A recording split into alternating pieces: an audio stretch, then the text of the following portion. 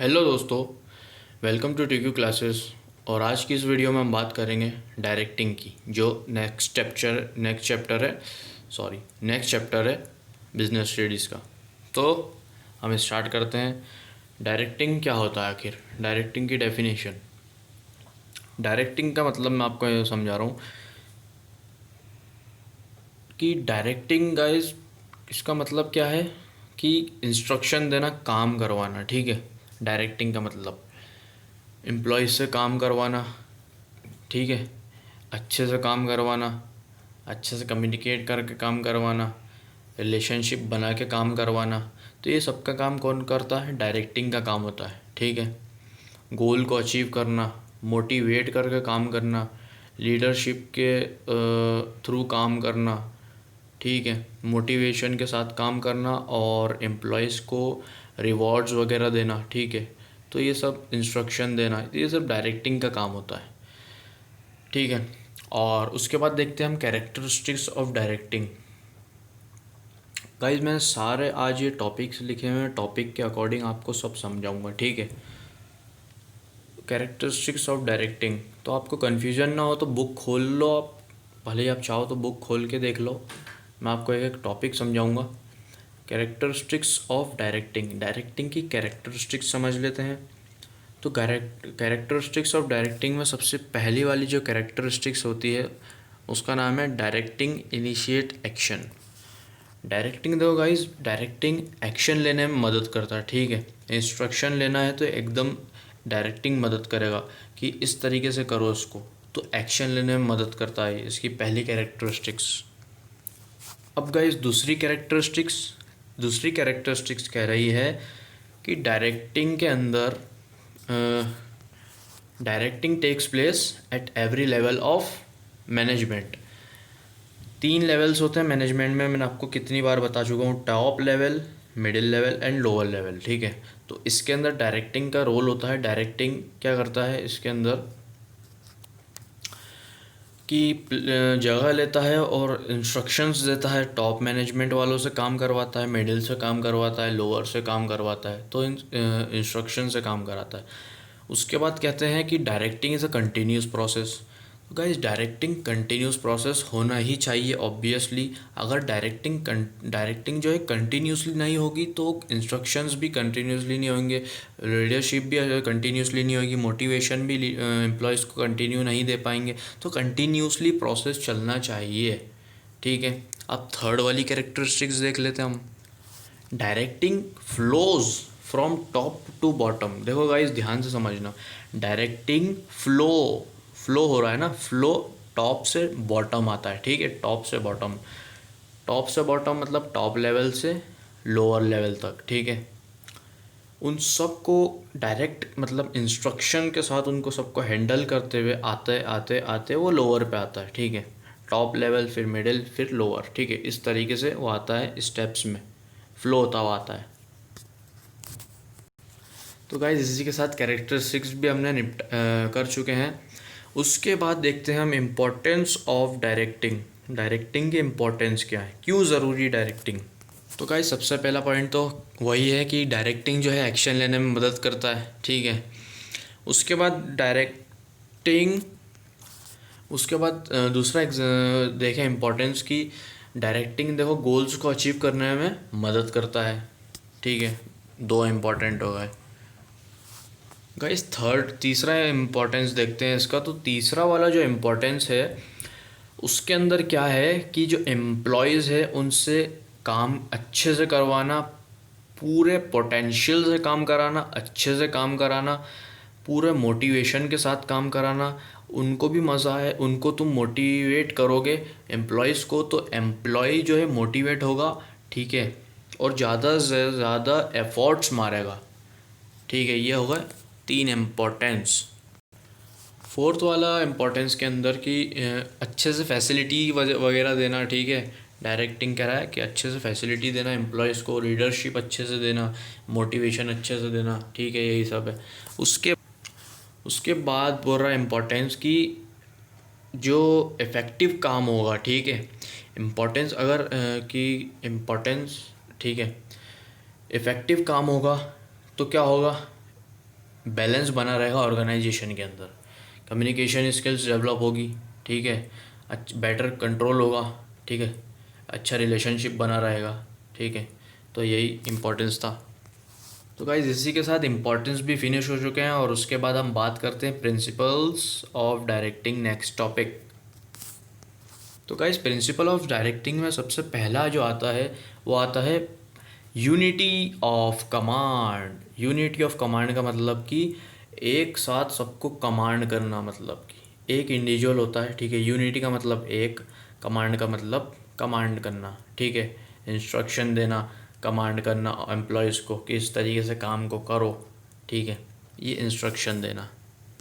उसके बाद second principal आता है कि एम्प्लॉयज़ को मोटिवेट कर कर काम करवाना, ठीक है, और उनको बताना कि तुम्हारे अंदर, उनको मोटिवेट इस तरीके से किया जाए कि उनको ऐसा लगे कि हाँ हम उनके अंदर जो है पोटेंशियल है और उनके अंदर कैपेबिलिटीज़ हैं कि वो कर सकते हैं।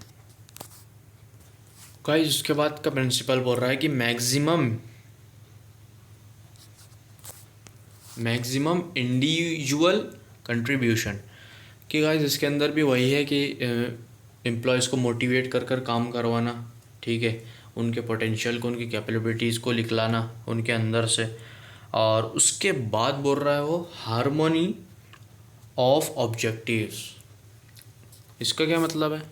मतलब कि एक एम्प्लॉय की भी कुछ नीड्स होती है, तो उसकी नीड्स को देखते हुए काम करना। हार्मोनी का मतलब ये होता है कि एम्प्लॉय को उसकी नीड्स को देना, उसकी नीड्स को फुलफ़िल करना, ठीक है। उसके बाद आता है मैनेजरियल कम्युनिकेशन। देखो गाइस, कम्युनिकेशन अच्छा होगा, ऑर्गेनाइजेशन अच्छे से चलेगा, ठीक है। कम्युनिकेशन का ही खेल है सारा, क्योंकि ऑर्गेनाइजेशन के अंदर कम्युनिकेशन मेन है। देखो किसी को कम्युनिकेशन अच्छे से आएगी नहीं तो ऑर्गेनाइजेशन अच्छे से, क्योंकि कम्युनिकेशन स्किल्स अच्छे होना चाहिए, क्योंकि एम्प्लॉयज़ को भी कम्युनिकेशन स्किल्स अच्छी होगी, ठीक है, वो भी कुछ अपना सजेशंस वगैरह देंगे इस तरीके से। उसी के साथ गाइज अब नेक्स्ट प्रिंसिपल देखते हैं कि यूज़ ऑफ इनफॉर्मल ऑर्गेनाइजेशन, मतलब कि ऐसा ऑर्गेनाइजेशन यूज़ करो जिसके अंदर तुम्हें इन्फॉर्मेशन मिले, ठीक है। ऐसा ऑर्गेनाइजेशन नहीं यूज़ करो कि मतलब कि वहाँ पर को तो कुछ सेंस ही नहीं है, ना यूज़ हो रहा, ना कुछ इन्फॉर्मेशन है, ठीक है, ना कम्युनिकेशन स्किल्स अच्छी है, ना एम्प्लॉयज़ खुश हैं वहाँ पर, ना अच्छे से कंट्रोल है, ठीक है, ना अच्छा रिलेशनशिप है एम्प्लॉयज़ के बीच में, तो वहाँ पर कोई फ़ायदा नहीं। लेकिन फ़ायदा कहाँ पर? यूज़ ऑफ इनफॉर्मल ऑर्गेनाइजेशन, जहाँ पर अच्छी इन्फो मिले, ठीक है। उसके बाद आता है गाइस लीडरशिप। लीडरशिप का मतलब कि डायरेक्टिंग के अंदर मैंने आपको बताया था जो इंस्ट्रक्शन देता है वही लीडर होता है। एक्चुअली में लीडर वही होता है जो सबको जो लीडर होता है वो सबको इंस्ट्रक्शन देता है कि काम को अच्छे से करो, इस तरीके से करो, और काम को मतलब कि इस तरीके से करो कि काम में कोई प्रॉब्लम ना हो, सब अच्छे से मिलकर काम करो, इस तरीके से इंस्ट्रक्शन देने वाला लीडरशिप का मतलब यह होता है, ठीक है। और गाइस लास्ट प्रिंसिपल है इसका फॉलो थ्रू। फॉलो थ्रू कह रहा है कि काम को फॉलो करना, मतलब कि एक काम अगर इंस्ट्रक्शन दिया है लीडर ने, ठीक है, अब उसको काम को करना ही किसी हाल में एम्प्लॉय को करना है, इसका मतलब होता है फॉलो। मतलब काम को फॉलो करना, आपको समझ आ रहा होगा ना, फॉलो फॉलो से समझ रहे होंगे आपको, फॉलो थ्रू मतलब कि जो इंस्ट्रक्शन दिए जा रहे हैं उसके अकॉर्डिंग काम को करना, फॉलो करना काम को, ठीक है। अब गाइस इसी के साथ आगे बढ़ते हैं और देखते हैं एलिमेंट्स क्या है डायरेक्टिंग के। तो गाइस एलिमेंट्स ऑफ डायरेक्टिंग के अंदर 4 एलिमेंट्स हैं। सबसे पहला वाला सुपरविजन, दूसरा वाला मोटिवेशन, तीसरा वाला लीडरशिप और चौथा कम्युनिकेशन। तो गाइस सबसे पहला एलिमेंट देख लेते हैं हम, जिसका नाम है सुपरविजन। सुपरविजन क्या होता है भाई? सुपरविजन के अंदर क्या होता है, जो सुपरवाइजर्स होते हैं फैक्ट्री के अंदर, तो वो क्या करते हैं, जो वर्कर्स होते हैं उनको, इनका भी वही काम होता है कि वर्कर्स को उनकी जगह बताना, टूल्स वगैरह कहाँ रखे हैं, मतलब सब इंस्ट्रक्शन देना किस तरीके से काम इसको यूज़ करना है। तो सुपरविजन का यही काम होता है और गोल को अचीव करवाना होता है किसी भी हाल में, ठीक है, इसका ये काम होता है। इम्पोर्टेंस ऑफ सुपरविजन,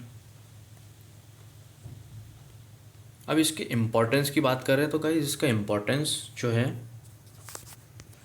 सुपरविजन जो है day to day daily life में फॉलो होना चाहिए। इसका इम्पोर्टेंस है, इसके इम्पोर्टेंस क्या है कि अगर ये day to day daily life में फॉलो होगा तो क्या होगा, एक रिलेशन बनेगा वर्कर्स के बीच में और सुपरवाइज़र के बीच में, ठीक है। सबसे पहला इम्पोर्टेंट। तो गाइस दूसरा इम्पोर्टेंट देख लेते हैं हम। दूसरा इम्पोर्टेंट के अंदर क्या है कि एक लिंक बन जाती है, एक रिलेशन बन जाता है किन के बीच में, सुपरवाइज़र और एम्प्लॉयज़ के बीच में, ठीक है, और मैनेजमेंट के बीच में, ठीक है।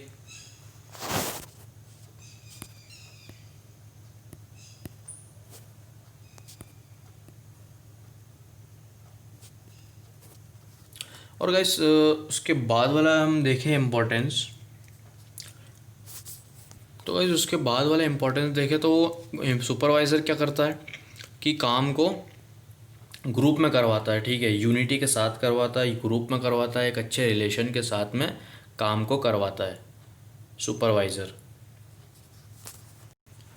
और गाइज उसके बाद का इम्पोर्टेंस देखें तो गाइज सुपरवाइज़र जो है क्या करता है, ट्रेनिंग भी देता है एम्प्लॉयज़ को, ठीक है, जॉब्स वगैरह भी देता है, जॉब्स दिलवाता है, ट्रेनिंग दिलवाता है सुपरवाइज़र। और गाइज उसके बाद वाला इम्पोर्टेंस है कि सुपरवाइज़र अगर अच्छे से कम्युनिकेट करेगा तो एक अच्छा मॉरल बना रहेगा, ठीक है, एम्प्लॉयज़ और सुपरवाइज़र मैनेजमेंट के बीच में, और काम अच्छे से होगा। गाइज लास्ट इम्पॉर्टेंट इसका है कि एम्प्लॉयज़ को मोटिवेट करना, ठीक है, काम के थ्रू काम करवाना, और उनको काम फिनिश करने के बाद उनको शाबाशी वगैरह देते ना कि तुमने बहुत अच्छा काम करा, उनको फीडबैक देना, उनकी तारीफ़ करना, ठीक है, ये सुपरवाइज़र का काम होता है। अब गाइज उसके बाद का जो नेक्स्ट टॉपिक है जिसका नाम है मोटिवेशन।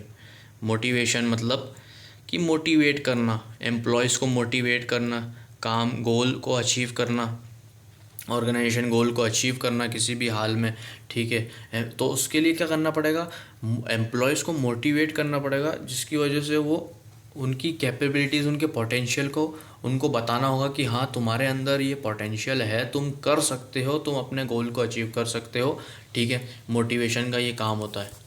इसके फीचर्स देख लेते हैं, इस फीचर्स ऑफ मोटिवेशन। तो गाइस मोटिवेशन का क्या मतलब है कि जब एम्प्लॉय को मोटिवेट होता है वो, तो उसके अंदर से एक फीलिंग आती है, अर्ज मतलब कि फीलिंग आती है उसके अंदर से एक कॉन्फिडेंट निकल के आता है, एक फीलिंग आती है, एक जोश निकल के आता है मोटिवेशन के थ्रू। उसका पहला फीचर। दूसरा फीचर कि गोल को अचीव करना है, ठीक है, तो उसको अचीव करने के लिए वो मोटिवेट करेगा एम्प्लॉयज़ को, ठीक है, उनकी कैपेबिलिटी, उनकी एबिलिटी बताएगा कि तुम कर सकते हो, ठीक है। थर्ड फीचर देखते हैं। तो गाइज जो अगला फीचर है वो कह रहा है, उसके अंदर क्या है कि देखो नेगेटिव पॉजिटिव दो तरीके के मोटिवेशन होते हैं। नेगेटिव होगा तो नेगेटिव रिवॉर्ड्स आएंगे, नेगेटिव रिजल्ट्स मिलेंगे। पॉजिटिव मोटिवेशन होगा तो पॉजिटिव रिजल्ट्स मिलेंगे। उसके बाद नेक्स्ट फीचर की बात करते हैं। और उसके नेक्स्ट फीचर में क्या है कि जो मोटिवेशन है वो हेट्रोजीनस, मतलब कि कोई मतलब जैसे कि गोल अचीव हो जाता है तो बड़ी खुशी होती है, ठीक है, तो मोटिवेशन एक निकल के आता है। और अगर गोल अचीव नहीं हुआ तो मोटिवेशन थोड़ा सा कम हो जाता है, ठीक है, इतना मोटिवेट किया, ठीक है, लेकिन क्या हुआ, गोल अचीव नहीं हुआ। गोल अचीव हो गया तो बड़ा खुश हो गया सब, ठीक है। तो गाइस मोटिवेशन एक कॉम्प्लेक्स है, मतलब चेंज होते रहता है ये ठीक है। उसके बाद आता है मोटिवेशन प्रोसेस। तो गाइस मोटिवेशन प्रोसेस मैंने यहाँ पर टॉपिक एक्चुअली लिखा नहीं है, लेकिन मैं आपको बता देता हूँ प्रोसेस किस तरीके से चलती है। तो गाइस सबसे पहले तो अनसेटिस्फाइड जो है नीड है, उसके लिए जो एम्प्लॉय उसको मोटिवेट करना है कि तुझे अपनी नीड को पूरा करना है, तो तुझे मोटिवेट होना पड़ेगा, ठीक है, उसको फील कराओ, ठीक है। उसके बाद उसका टेंशन उससे रेड्यूस होगा, मोटिवेट करोगे तो उसका टेंशन थोड़ा सा कम हो जाएगा, ठीक है, बिल्कुल कम हो जाएगा अगर ज़्यादा मोटिवेट हो गया, ठीक है। और अंदर से आएगा उसके ड्राइव्स आएंगे, अंदर से फीलिंग्स आएगी, ठीक है। उसके बाद उसका बिहेवियर चेंज होगा, उसके अकॉर्डिंग उसका बिहेवियर भी अच्छा होगा, ठीक है। उसके बाद उसकी नीड्स वापस से सेटिस्फाइड होगा वो, ठीक है, नीड उसको मिलेगी, ठीक है, जितनी मेहनत करी उसने उसके अकॉर्डिंग उसको सेटिस्फेक्शन मिलेगा और उसकी नीड पूरी होगी। और लास्ट जो है उसका जो टेंशन है बिल्कुल ख़त्म हो जाएगा। ठीक है, ये प्रोसेस चलती है मोटिवेशन की इम्पोर्टेंस। अब आते हैं motivation, importance of motivation. Motivation के इम्पोर्टेंस क्या होते हैं? तो गाइस मोटिवेशन का सबसे पहला इंपॉर्टेंस होता है कि मोटिवेशन जो है एम्प्लॉयज़ को परफॉर्मेंस को बेटर करता है, एम्प्लॉयज़ को मोटिवेट करते हैं। तो एम्प्लॉयज़ मोटिवेट जब होते हैं तो वो बेटर काम, अच्छे से काम करते हैं, खुशी से काम करते हैं और आपके जो ऑर्गेनाइजेशन की परफॉर्मेंस भी चेंज कर देते हैं। ठीक है, नेक्स्ट इंपॉर्टेंट देखते हैं कि जो गाइस नेक्स्ट जो है इम्पोर्टेंस उसके अंदर है कि जो मोटिवेशन जब सब होते हैं तो एक साथ एक पॉजिटिविटी बनती है। हाँ कि हाँ मोटिवेट होकर काम करना है, सबके अंदर मोटिवेशन आ जाता है। ठीक है, तो एक वहाँ पर क्या बन जाती है, एक अच्छा रिलेशन बन जाता है, सबके अंदर एक पॉजिटिविटी बन जाती है। अगर आप नेगेटिविटी के थ्रू मोटिवेशन दोगे तो सबके अंदर नेगेटिविटी फैलेगी। अगर पॉजिटिव बनकर आप मोटिवेट करोगे तो पॉजिटिविटी फैलेगी और आपका ऑर्गेनाइजेशन बेटर हो जाएगा, ग्रोथ भी अच्छी होगी और परफॉर्मेंस बेहतरीन हो जाएगी। नेक्स्ट इम्पोर्टेंस देखते हैं गाइस इसका। मोटिवेशन से क्या होता है कि नेक्स्ट इम्पोर्टेंस की मोटिवेशन क्या करता है, रिड्यूस कर देता है टेंशन वगैरह। ठीक है, इससे क्या होता है, जो मोटिवेट होता है ना एम्प्लॉय, तो उससे प्रोडक्शन रेट भी बढ़ता है। ठीक है, ज़्यादा से ज़्यादा प्रोडक्शन करता है, कम टाइम में ज़्यादा से ज़्यादा प्रोडक्शन करके देगा आपको। मोटिवेट करो उसको, ठीक है, उसको रिवार्ड्स दो, रिवार्ड्स वगैरह दोगे तो और वो खुश होगा। ठीक है, उसको काम कर रहा है, ज़्यादा से ज़्यादा काम कर रहा है तो उसको ज़्यादा से ज़्यादा रिवार्ड्स भी दो, जिसकी वजह से वो क्या आपके ऑर्गेनाइजेशन की ग्रोथ करेगा, ग्रो भी होगा, परफॉर्मेंस भी अच्छी होगी, प्रोडक्शन भी अच्छा होगा और सेल भी अच्छा होगा। तो गाइज उसके बाद कह रहे हैं हम इम्पोर्टेंस के सेकंड, उसके बाद दूसरा इम्पोर्टेंस कह रहा है कि मोटिवेशन के थ्रू काम होगा तो ऑब्वियसली ग्रोथ भी होगी, एक अच्छा रिलेशन भी बना रहेगा, अच्छा इन्वायरमेंट भी बना रहेगा। कस्टमर अगर आएगा आपकी दुकान में तो सबको कस्टमर की नज़र अगर पड़ेगी एम्प्लॉयज़ वगैरह पर तो वो भी एक फीलिंग आएगी उसके अंदर भी कि हाँ इस ऑर्गेनाइजेशन के अंदर क्या है, सब मिलकर काम कर रहे हैं, पॉजिटिविटी दिख रही है सबके फेस पर और सब मोटिवेट हैं, मतलब मिलकर काम हो रहा है और आपके प्रोडक्ट को वो अच्छे से खुशी से लेकर जाएगा। ठीक है, अब उसके बाद देखते हैं कि Maslow's need hierarchy theory of motivation, इस बंदे ने किस तरीके से मोटिवेशन को बताया है। तो गाइस मैस्लो ने सबसे पहला जो बताया है कि इंडिविजुअल जो एम्प्लॉय है उसकी नीड्स को पूरा किया जाए, उसकी बेसिक साइकोलॉजी को देखते हुए साइकोलॉजी नीड्स को पूरा किया जाए। ठीक है, उसको टाइम पर, उसकी साइकोलॉजी क्या होएगी कि उसको टाइम पर सैलरी मिले उसको। ठीक है, तो उसको टाइम पर सैलरी मिलेगी तो आपके ऑर्गेनाइजेशन की अच्छे से ऑर्गेनाइजेशन में रहकर के अच्छे से काम करेगा वो पॉजिटिव बनकर। ठीक है, अगर आप उसकी सैलरी वगैरह रोक लोगे, ठीक है, तो वो आपके ऑर्गेनाइजेशन में जाएगा नहीं दोबारा। ठीक है, और अच्छे से काम नहीं करेगा। तो गाइस कभी कभी क्या होता है कि सेकंड वाला बोल रहा है कि ऑर्गेनाइजेशन के अंदर जैसे कि फॉर एग्जांपल एम्प्लॉय जो है थोड़ा सा प्रॉब्लम परेशान हो गया है, फॉर एग्जांपल उसके घर के अंदर कुछ खाने पीने की कमी हो गई या कुछ फॉर एग्जांपल कई सारे त्यौहार जाते हैं। ठीक है, तो त्यौहार के दिन कपड़े लाना है उसको, तो उसके पास पैसे नहीं होते हैं, तो उसकी मदद करने के लिए उसको थोड़ा सा सिक्योर कर दिया जाता है, सिक्योरिटी वगैरह दे दी जाती है, उसको सेफ्टी दे दी जाती है कि हाँ चलो ठीक है इसकी थोड़ी सी मदद कर दी जाए। तो उससे क्या होता है, एम्प्लॉय खुश हो जाता है और अच्छे से काम करता है खुश होकर के कि हाँ मेरी नीड्स को भी देखा जा रहा है, मुझे समझा जा रहा है, मेरी प्रॉब्लम्स को भी समझा जा रहा है, तो वो और अच्छे से खुशी से आपको आपके साथ में काम करेगा। और आपको यहाँ पर देखकर चलना पड़ेगा कि आप उससे अच्छे से बात कर रहे हो कि नहीं, आपने उसकी बात को अच्छे से समझा है कि नहीं, या फिर कोई कोई कभी क्या होता है कि कोई कोई उसकी बात को समझते नहीं है। ठीक है, उसकी फीलिंग्स को समझते नहीं, उसकी भावनाओं को समझते नहीं है और उसको अनाप शनाप कुछ भी कहते रहते हैं। ठीक है, तो ये नहीं होना चाहिए, बल्कि यह होना चाहिए उसकी भावना, उसकी फीलिंग्स को समझा जाए, उसकी बात को समझा जाए और उसकी मदद करी जाए, उसको सेफ्टी करी जाए, उसको सिक्योर करा जाए। ठीक है, अब नेक्स्ट पे बार बढ़ affiliation needs. Guys affiliation needs का मतलब कि ऑर्गेनाइजेशन के एम्प्लॉय जो होते हैं वो क्या करते हैं, मतलब कि एक रिलेशन फ्रेंडशिप के थ्रू काम करते हैं। ठीक है, आप उनसे मतलब कि उनको ऐसा नहीं लगे कि वो मतलब कि एक मज़दूर की तरह काम कर रहे हैं, मतलब उनको ऐसा लगे कि हाँ उनका ही ऑर्गेनाइजेशन है, उन्हीं को ग्रो करना है, उन्हीं के गोल को अचीव करना है, ये उन्हीं का ऑर्गेनाइजेशन है, उनको ऐसा फील करा दो। ठीक है, ये पॉइंट कहना चाहता है। ठीक है, एफिलिएशन नीड्स।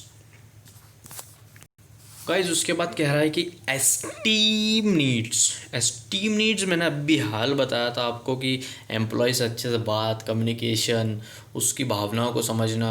ठीक है, एस्टीम नीड्स यही होती है कि उसकी भावना, उसकी फीलिंग्स, उससे फ्रेंडशिप, अच्छे से बातचीत करना। ठीक है, उसको रिस्पेक्ट करना। ठीक है, उसकी इज़्ज़त करना। ठीक है, तो उसको भी ऐसा लगेगा कि हाँ मुझे इज़्ज़त मिलती, सब कुछ मिल रहा है। ठीक है, तो वो मोटिवेट होकर और अच्छे से काम करेगा। उसके बाद पॉइंट देखते हैं गाइस, सेल्फ एक्चुअलाइजेशन नीड्स। ठीक है, एक्चुअल में हमारी जो नीड है ऑर्गेनाइजेशन की, वो तो है गोल को अचीव करना।